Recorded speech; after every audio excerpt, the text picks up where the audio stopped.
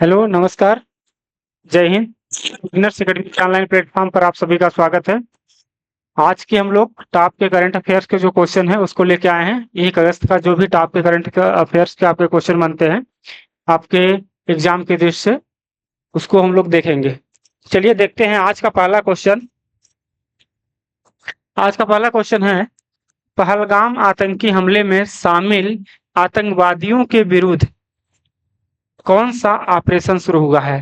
अभी जो जम्मू कश्मीर के पहलगाम में आतंकी हमला हुआ था 22 अप्रैल को, उसके जो आतंकवादी थे उनके विरुद्ध कौन सा ऑपरेशन शुरू हुआ है।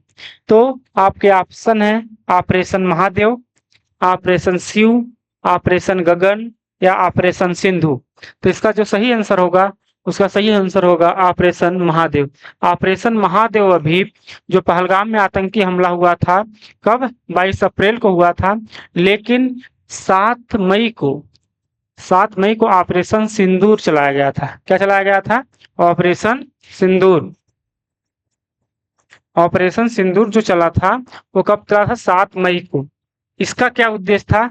इसका उद्देश्य था कि पाकिस्तान में जो आतंकवादी संगठन है, पाकिस्तान के जो आतंकवादी संगठन है उनको ध्वस्त करना। तो 7 मई को जो ऑपरेशन सिंदूर हुआ था, ठीक ना, ऑपरेशन क्या था? सिंदूर। ऑपरेशन सिंदूर जो हुआ था, इसको ध्यान रखेंगे। तो ये 7 मई को हुआ था, वो पाकिस्तान के आतंकी ठिकानों को ध्वस्त करने के लिए हुआ था। लेकिन अभी जो आतंकवादी जो उस दिन पहलगाम में आपका लोगों को 22 लोगों को मारे थे, 26 लोगों को, तो वो उसके लिए ये ऑपरेशन महादेव चालू किया गया है, ठीक ना। इसके तहत 3 आतंकवादियों को मारा गया है। तो इसको ध्यान रखेंगे, एग्जाम की दृष्टि से ये क्वेश्चन महत्वपूर्ण है, ठीक ना। चलिए नेक्स्ट क्वेश्चन देखते हैं हम लोग। नेक्स्ट क्वेश्चन है आपका, हाल ही में फीडे महिला विश्व कप 2025 का खिताब कौन जीता है। FIDA, ये होता है आपका चेस का वर्ल्ड कप होता है, अभी ये हुआ है, तो इसको महिला विश्व कप हुआ है, तो इसको कौन जीता है। आपके ऑप्शन हैं कोनेरी हम्पी, दिव्या देशमुख, अंशिका नायक और सरिता सिंह। इसका सही आंसर बताइए। इसका सही आंसर होगा आपका दिव्या देशमुख। दिव्या देशमुख ये कहाँ की हैं? ये महाराष्ट्र की हैं। कहाँ की हैं? ये महाराष्ट्र की हैं, ठीक ना। ये महाराष्ट्र की है, इसको ध्यान रखेंगे। ये महाराष्ट्र की, और महाराष्ट्र में कहाँ? नागपुर की हैं, ठीक ना। ये नागपुर की हैं। ये प्रथम महिला बनी है जो आपका विश्व कप जीती हैं, ठीक ना, चेस का विश्व कप जीती हैं, ठीक, ग्रैंड मास्टर बनी है। तो इसको ध्यान रखेंगे। इन्होंने किसको हराया है? तो कोनेरी हम्पी को हराया है। किसको? कोनेरी हम्पी को हराया है। ये भी फाइनल में पहुंची थी, दोनों भारतीय ही पहुंची थी। तो कोनेरी हम्पी को हराकर दिव्या देशमुख ने जो है महिला विश्व कप जो हुआ है, फिडे महिला विश्व कप, उसको जीता है। तो इसको ध्यान रखेंगे। चलिए नेक्स्ट क्वेश्चन देखते हैं हम लोग। नेक्स्ट क्वेश्चन है आपका, मुख्यमंत्री Vrindavan Gram Yojana, very very IMP question है, किस राज्य सरकार ने शुरू किया है। मुख्यमंत्री वृंदावन ग्राम योजना कौन सी राज्य सरकार ने शुरू किया है? इसको एक IMP दृश्य आपका क्वेश्चन है एग्जाम की दृष्टि से। तो इसके ऑप्शन है आपके उत्तर प्रदेश सरकार की, राजस्थान, बिहार या मध्य प्रदेश सरकार। तो इसका सही आंसर जो होगा वो होगा मध्य प्रदेश सरकार। अभी मध्य प्रदेश की सरकार ने क्या किया है? मुख्यमंत्री आपका वृंदावन ग्राम योजना की शुरुआत किए हैं। तो इसका उद्देश्य क्या है? इसके मुख्य 5 उद्देश्य हैं, ठीक ना, इसको ध्यान रखेंगे। 5 मुख्य उद्देश्य हैं इसके। कौन कौन सी? प्राकृतिक खेती, क्या है? प्राकृतिक खेती करना, प्राकृतिक कृषि, इसको ध्यान रखेंगे, पहला हो गया। दूसरा नंबर क्या है? यहाँ पे जो धार्मिक स्थल है, कौन सा? धार्मिक स्थल जो है, धार्मिक स्थलों को संरक्षण, धार्मिक स्थलों का संरक्षण करना, ठीक ना, इसको ध्यान रखेंगे। तीसरा क्या है? तीसरा जो है वहां पे जो कचरा होता है, हर घर घर घर से कचरा, उसका घर से कचरा, ठीक ना,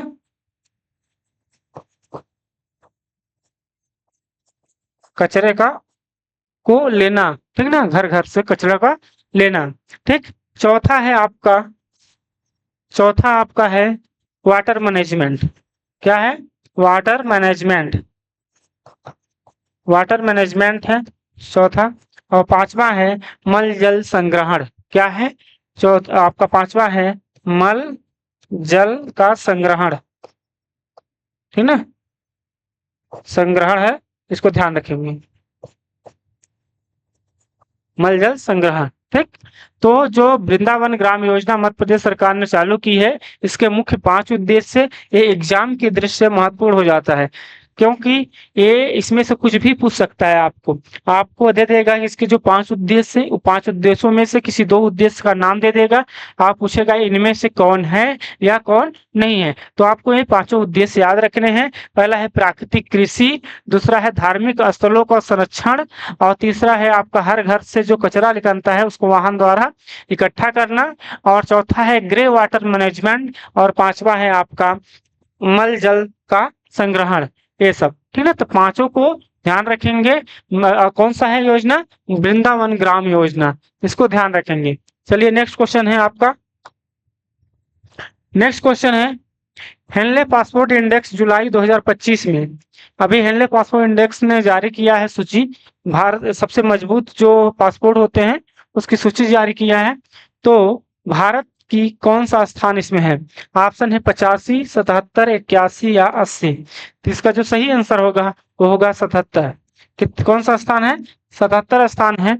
अभी हेनले पासपोर्ट इंडेक्स का जो जुलाई में आया है उसमें भारत का स्थान कौन सा है? 77 है। ठीक है, इसमें 59 देशों तक, कितने देशों तक? 59 देशों तक आपका पासपोर्ट वीजा जो है यहाँ पे वीजा पहुंच है। ठीक ना, ठीक, बिना वीजा आपका का 59 देशों तक ये है। ठीक ना, इसको ध्यान रखेंगे। चलिए नेक्स्ट क्वेश्चन देखते हैं।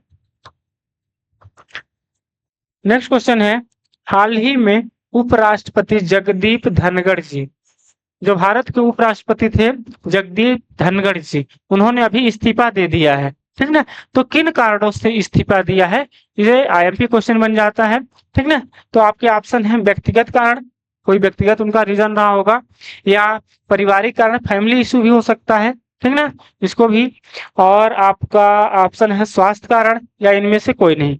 इसका जो सही आंसर होगा वो होगा स्वास्थ्य कारण। क्या होगा?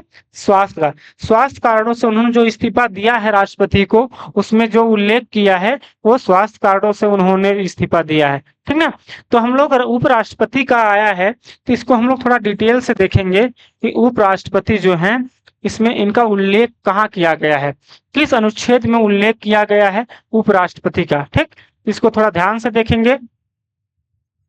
अनुच्छेद जो है आपका अनुच्छेद 63 में, किसमें? अनुच्छेद 63 में उल्लेख किया गया है भारत के उपराष्ट्रपति का पद, भारत में एक उपराष्ट्रपति होगा। ठीक ना, इसको ध्यान रखेंगे।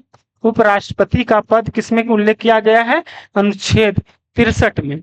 64 में, अनुच्छेद जो 64 है आपका, इसमें उल्लेख किया गया है कि जो भारत का उपराष्ट्रपति होगा वो राज्यसभा का सभापति होगा। क्या होगा? वह राज्यसभा का सभापति होगा। इसको भी ध्यान देंगे। 64 क्या होगा? सभापति का काम करेगा। ठीक ना, यहाँ पे उपराष्ट्रपति। ठीक, इसके बाद जो 65 है, कौन सा?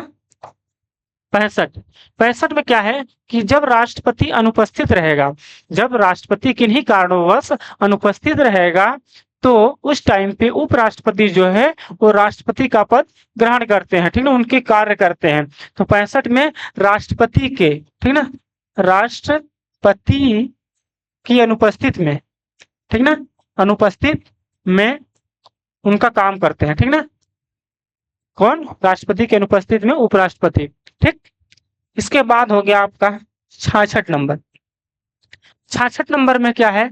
इनका कार्यकाल। क्या है? सॉरी, कार्यकाल 67 में है। आप यहाँ पे 67 में है निर्वाचन। क्या है? निर्वाचन। अभी उपराष्ट्रपति का जो चुनाव होगा, निर्वाचन होगा। ठीक है, तो 66 में है। 67 में कार्यकाल है। क्या है? कार्यकाल।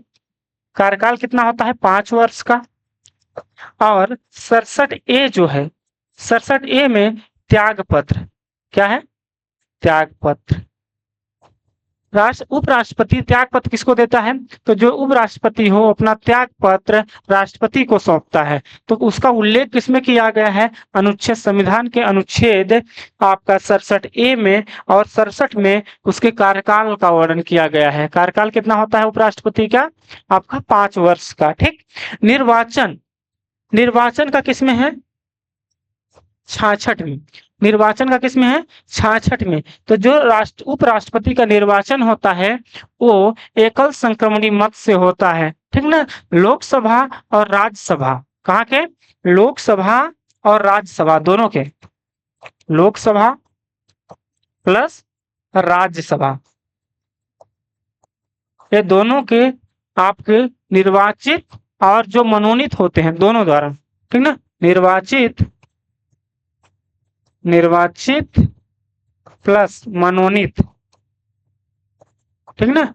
दोनों निर्वाचित और मनोनीत दोनों एकल संक्रमणी मत के द्वारा उपराष्ट्रपति का चुनाव होता है। ठीक ना? तो ये ध्यान रखिएगा, एग्जाम की दृष्टि से महत्वपूर्ण बनेगा अभी ये। और आपका त्यागपत्र ये, क्योंकि उपराष्ट्रपति ने त्यागपत्र दिया है इसलिए क्वेश्चन IMP हो जाता है, इसको आप ध्यान रखेंगे।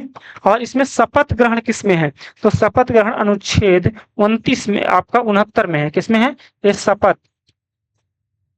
शपथ ग्रहण, ठीक ना? इसमें है शपथ ग्रहण अनुच्छेद 69 में। ठीक, इसको भी ध्यान रखेंगे। चलिए नेक्स्ट क्वेश्चन देखते हैं हम लोग। नेक्स्ट क्वेश्चन है, हाल ही में इसरो ने कौन सा उपग्रह लॉन्च किया है? अभी इसरो ने एक उपग्रह लॉन्च किया है, तो वह कौन सा उपग्रह है? ऑप्शन है गगनयान, या दोनों, या निसार, इनमें से कोई नहीं। तो अभी इसरो ने निसार उपग्रह, कौन सा? निसार, निसार। ये जो उपग्रह है ये इसरो और नासा दोनों का संयुक्त मिशन है। किसका? इसरो, ठीक ना? इसरो प्लस नासा, इन दोनों के से मिलाकर निसार बना है। ये दोनों का संयुक्त मिशन है। ठीक। और ये जो निसार है इसका क्या, किस काम के लिए हुआ है? ये पृथ्वी अवलोकन उपग्रह है। क्या है? यह पृथ्वी अवलोकन, क्या है? पृथ्वी अवलोकन उपग्रह। ठीक, ध्यान रखेंगे। तो निसार जो है, निसार इसरो द्वारा लॉन्च किया गया है। वह इसरो और नासा का संयुक्त मिशन है। ठीक ना? यह पृथ्वी का अवलोकन उपग्रह है। ठीक। और ये कब लॉन्च हुआ है और कहां से लॉन्च हुआ है इसको भी ध्यान रखेंगे। जो इसरो है ये सतीश धवन अंतरिक्ष केंद्र, ठीक ना? सतीश धवन अंतरिक्ष केंद्र जो है श्रीहरिकोटा, कहां से? श्रीहरिकोटा। ये कहाँ है? ये है आंध्र प्रदेश में। कहाँ है? आंध्र प्रदेश में। ठीक ना? ये मिशन कहां से लॉन्च हुआ है? सतीश धवन अंतरिक्ष केंद्र श्रीहरिकोटा से, जो आंध्र प्रदेश में स्थित है। यहां से ये मिशन लॉन्च हुआ है। निसार जो है नाम इसका इसरो और नासा दोनों को मिला के रखा गया है। इसका क्या काम है? यह पृथ्वी अवलोकन उपग्रह है। पृथ्वी पर कोई भी चक्रवात या अप्रिय घटना घटती है उसको वो सूचना देगा। ठीक, इसको आप ध्यान रखेंगे। ठीक ना? अब इसरो की बात आती है तो इसरो को हम लोग थोड़ा सा देख लेते हैं। इसरो की स्थापना कब होती है? इसरो की स्थापना होती है 15 अगस्त 1969 को। क्या होती है? स्थापना इसरो की। ठीक है, इसको ध्यान रखोगे। यहाँ से कई बार एग्जाम में आपके क्वेश्चन पूछता है तो ध्यान रखेंगे। इसकी स्थापना कब होती है? 15 अगस्त 1969 को। इसका मुख्यालय कहाँ है? इसका मुख्यालय कहाँ है? इसका मुख्यालय जो है बेंगलुरु में है। कहाँ है? बेंगलुरु, ठीक ना? कर्नाटक। इसका मुख्यालय कहाँ है? बेंगलुरु कर्नाटक में है। और इसके अभी अध्यक्ष कौन है? अध्यक्ष ध्यान रखेंगे, इनके अभी अध्यक्ष जो हैं वो हैं बी नारायणन। कौन है? बी नारायणन। इनको भी ध्यान रखेंगे। कौन है? बी नारायण। तो यहाँ से हमने पूरा डिटेल के साथ पूरा देखा है कि इसरो, सबसे पहले इसरो की बात आती है तो इसरो की स्थापना होती है 15 अगस्त 1969 को। इसका मुख्यालय कहाँ है? बेंगलुरु कर्नाटक में है। इसके अध्यक्ष अभी कौन है? बी नारायणन है, ठीक ना। और जो ये निसार उपग्रह लॉन्च हुआ है वो कहाँ से हुआ है? तो ये सतीश धवन अंतरिक्ष केंद्र श्रीहरिकोटा आंध्र प्रदेश से हुआ है, ठीक। और निसार ये किससे संबंधित है? पृथ्वी का अवलोकन उपग्रह है। और किन दो स्पेस एजेंसियों ने मिलकर इसे किया है? इसरो और नासा ने, ठीक ना। नासा ये अमेरिकी है, ठीक ना, अमेरिका की, यूएसए, ठीक। इसको आप ध्यान रखेंगे। चलिए नेक्स्ट क्वेश्चन देखते हैं। अगर वीडियो अच्छी लग रही हो तो चैनल को सब्सक्राइब कीजिए, वीडियो को शेयर कीजिए अपने दोस्तों के पास। इसी तरह पूरे डिटेल के साथ स्टैटिक्स प्लस करंट दोनों को मिक्स करके पूरे अच्छे के साथ आपके एग्जाम के दृष्टि जो महत्वपूर्ण होते हैं उसको डेली आपको मिलेगा। अगर वीडियो अच्छी लगी हो तो चैनल को सब्सक्राइब कीजिएगा और वीडियो को शेयर भी कीजिएगा। चलिए नेक्स्ट क्वेश्चन देखते हैं हम लोग। नेक्स्ट क्वेश्चन है आपका, हाल ही में यूक्रेन की पहली महिला प्रधानमंत्री कौन? यूक्रेन की पहली महिला प्रधानमंत्री कौन बनी है? आपके ऑप्शन है यूलिया स्विरिडेको, रूबिना फ्रांसिस्को, करीमा बाकर, लालिमा साके। तो इसका जो सही आंसर होगा वो होगा यूलिया स्विरिडेको। कौन होगा? यूलिया स्विरिडेको, ठीक ना। ये का है यूक्रेन की पहली महिला प्रधानमंत्री बनी है। यूक्रेन की बात आती है तो यूक्रेन के राष्ट्रपति कौन है? यूक्रेन के राष्ट्रपति जो हैं अभी कौन है? राष्ट्रपति जो हैं कौन है? Vladimir Putin. व्लादिमीर पुतिन कहाँ के? यूक्रेन के राष्ट्रपति हैं, ठीक ना। यूक्रेन के राष्ट्रपति कौन है? व्लादिमीर पुतिन, ठीक। यहाँ की राजधानी क्या है? क्यू राजधानी। कहाँ? यूक्रेन की राजधानी क्या है? क्यू। यहाँ के राष्ट्रपति हैं व्लादिमीर पुतिन। रूस के साथ इनका युद्ध चल रहा है तो ये आपको एग्जाम के दृष्टि से महत्वपूर्ण हो जाता है। व्लादिमीर पुतिन यहाँ के राष्ट्रपति हैं और पहली महिला प्रधानमंत्री बनी है यूलिया स्विरिडेको, ठीक। इसको ध्यान रखेंगे। चलिए नेक्स्ट क्वेश्चन देखते हैं। नेक्स्ट क्वेश्चन है आपका, रामपुरवा और लौरिया नंदनगढ़ स्थित अशोक स्तंभ, ये दो अशोक स्तंभ हैं। कौन? रामपुरवा और लौरिया नंदनगढ़ यूनेस्को की अस्थायी सूची में शामिल किए गए हैं। ये दोनों अशोक स्तंभ यूनेस्को की अस्थायी सूची में शामिल किए गए हैं। तो ये किस राज्य में है? आपके ऑप्शन है उत्तर प्रदेश, राजस्थान, मध्य प्रदेश या बिहार। तो ये जो दोनों अशोक स्तंभ है ये बिहार में स्थित है। कहाँ है? बिहार राज्य में स्थित है। और बिहार राज्य के ये पश्चिमी चंपारण में, कहाँ है? पश्चिमी चंपारण, पश्चिमी चंपारण जिला है वहां का, वहां स्थित है रामपुरवा और लौरिया नंदनगढ़ अशोक स्तंभ। तो ये यूनेस्को की अस्थायी सूची में शामिल किए गए हैं। तो अभी हाल ही में आप लोग को पता होगा कि 44वां विश्व धरोहर जो धार्मिक स्थल होते हैं वो कौन शामिल हुआ है? तय हुआ है। कौन है? मराठा, कौन सा? मराठा सैन्य किला, ठीक है। मराठा सैन्य किला जो है ये 44वें यूनेस्को का, ठीक है ना, अस्थाई सूची में, कौन से में? अस्थाई में शामिल हुआ है।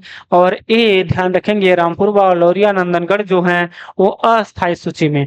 तो 44वां जो धार्मिक स्थल है मराठा सैन्य किला को शामिल किया गया है। टोटल 12 किले हैं। कितने किले हैं? 12 किले। इसमें से 11 आपके कहाँ है? महाराष्ट्र में। 11 कहाँ है? 11 ये है महाराष्ट्र में। और एक किला है आपका, यह है तमिलनाडु में। कहाँ है? यही वाला किला आपको ध्यान रखना है। क्या?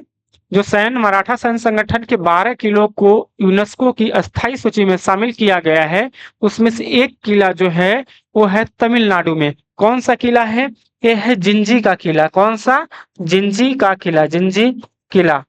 इसको एग्जाम के दृष्टि से वेरी वेरी आईएमपी है, क्योंकि एकमात्र किला जो है मराठा सैन्य संगठन का, उसका सैन्य का, वो कहाँ पे है? तमिलनाडु में। बाकी के 11 जो किले हैं वो महाराष्ट्र में स्थित है, तो इसको ध्यान रखेंगे। और इस किस बैठक में? यूनेस्को की 47वीं बैठक हुई है। यूनेस्को की कौन सी बैठक हुई है? 47वें नंबर की बैठक हुई है, जिसमें इस 44वां अस्थाई जो धार्मिक स्थल शामिल हुआ है मराठा सैन्य किला। तो इसको आप ध्यान रखेंगे। बात आती है यूनेस्को की। किसकी बात आती है?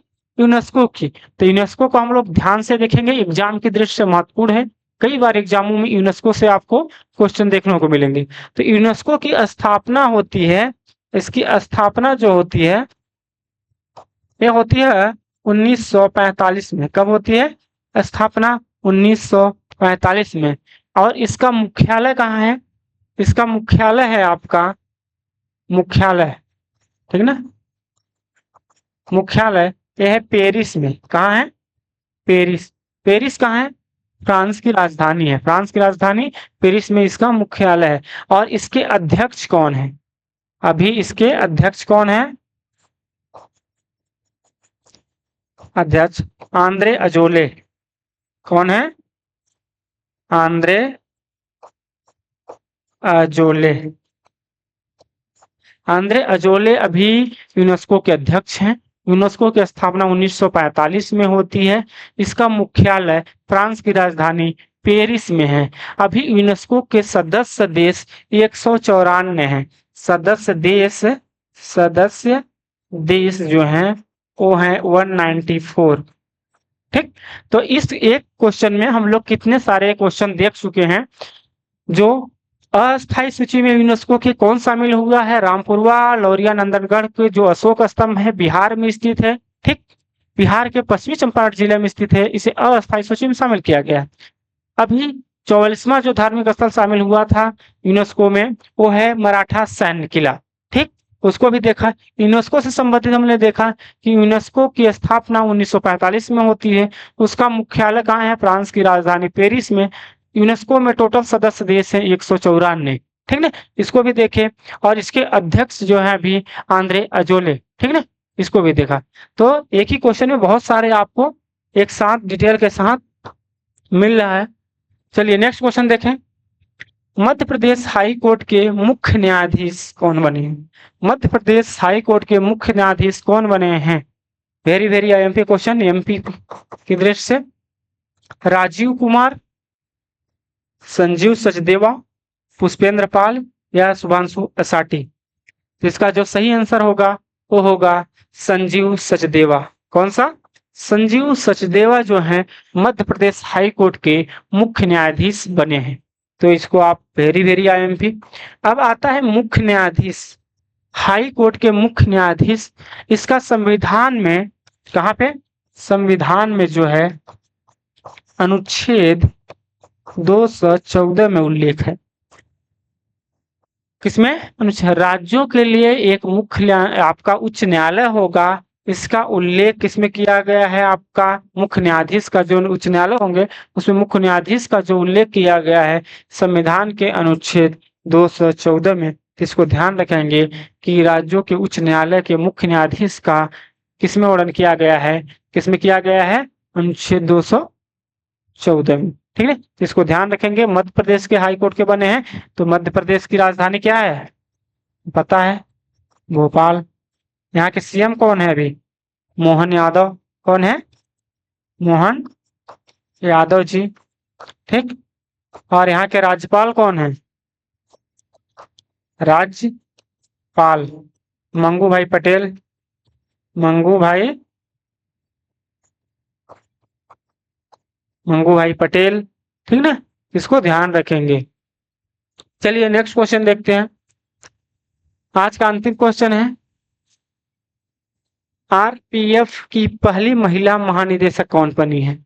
आरपीएफ की पहली महिला महानिदेशक कौन बनी है? तो आरपीएफ की जो पहली महिला निदेशक बनी है वो आपके ऑप्शन है बबीता सिंह, दिव्या देशमुख, सोनाली मिश्रा या मंजू मिश्रा। तो आरपीएफ की पहली महिला महानिदेशक जो बनी है वो बनी है आपकी सोनाली मिश्रा। कौन बनी है? सोनाली मिश्रा। ठीक ना, ये ध्यान रखेंगे।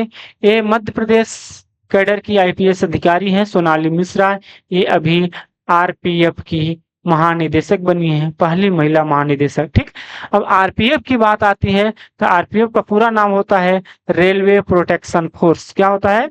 Railway protection force. इसकी स्थापना कब हुई? इसकी स्थापना होती है 1957 में। कब होती है? 1957 में। आरपीएफ का फुल फॉर्म क्या है? आरपीएफ का फुल फॉर्म है रेलवे प्रोटेक्शन फोर्स। ठीक ना, रेलवे प्रोटेक्शन फोर्स। इसकी स्थापना कब होती है? इसकी स्थापना होती है आपका 1957 में। कब होती है?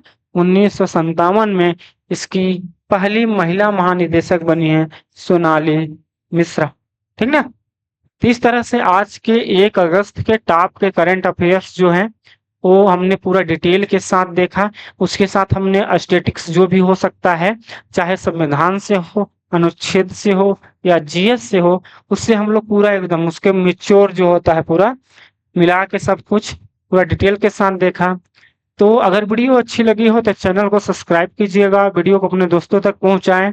इसी तरह डेली आपको करंट अफेयर्स और उसके साथ स्टैटिक्स जीके और ठीक ना आपका जो भी जीएस से बनेगा पूरा एक साथ एक ही आपके जो क्वेश्चन होगा मिला के बताया जाएगा। अगर वीडियो अच्छी लगी हो तो आप शेयर कीजिएगा। धन्यवाद।